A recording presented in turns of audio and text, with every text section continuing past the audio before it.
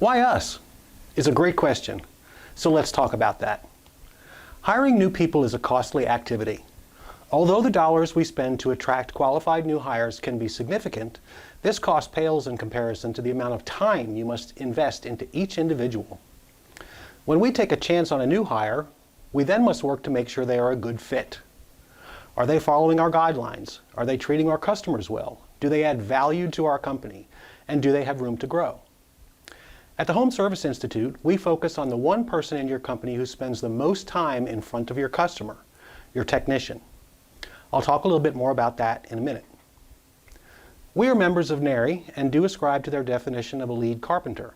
However, we call our field guys lead technicians so as not to confuse our customers. We provide handyman services, and it's sometimes confusing to our customers who are having us to come out and install a new toilet. If we tell them your lead carpenter will be there tomorrow between 8:30 and 9, they ask, why are you sending a carpenter to install a toilet? Shouldn't be you sending a plumber? So we stick with technician. When I started my first company in 2008, I looked at training as kind of a necessary evil. I would cram my 4 techs into my 10 by 10 office and show them pictures off my laptop and write a few points on the whiteboard. Training was sporadic at best and usually the result of a string of either upset customers or problems with the quality of our work. Does this sound familiar to you? I'm reminded of a saying by my grandmother, if you want to find out who's telling the truth, get all the liars in the same room. Because none of my guys ever forgot to call their customer on the way to the job, and none of them ever filled out their timesheets incorrectly. I had a pretty high turnover rate back then, and I took some small steps to change. I spent a couple of $100 and bought an inexpensive 40-inch TV and a monitor stand at Costco. I put together a PowerPoint presentation and would hook up my laptop to the TV, and I put a little more structure into training. Here's one of my guys leading a brief presentation on painting and caulking with my old setup. I also kept my feet to the fire to schedule a 1-hour-long training session every month.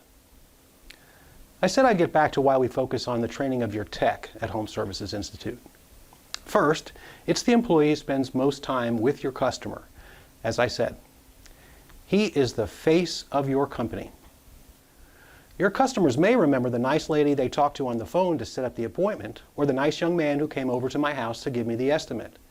But they are most impacted by the person who actually did the work, the one who physically used his hands and his skill to fix their problem.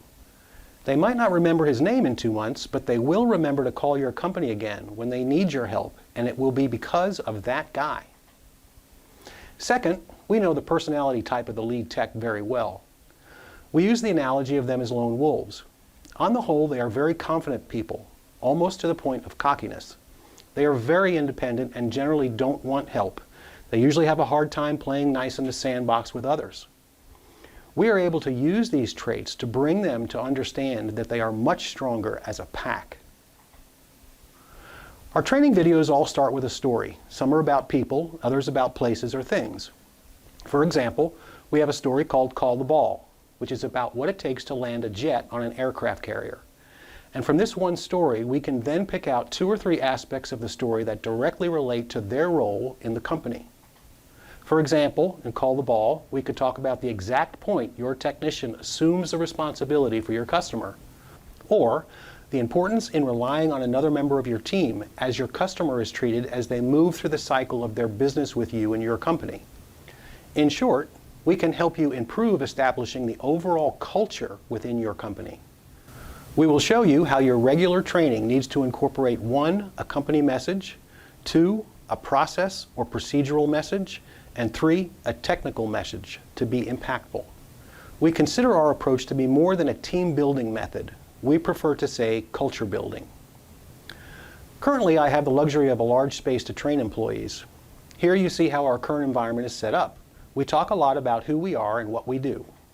We have a larger flat screen for presentations and our mission plaque right next to it. We have our team members' pictures with their length of time with us listed. We post accolades of our good reviews and who made bonus for the month, as well as a large whiteboard for use. They always know the next payday, training day, and the next day bonus is paid. We always have an inspirational quote posted right above the spot where the coffee maker sits on training day. And here's some of our team in action.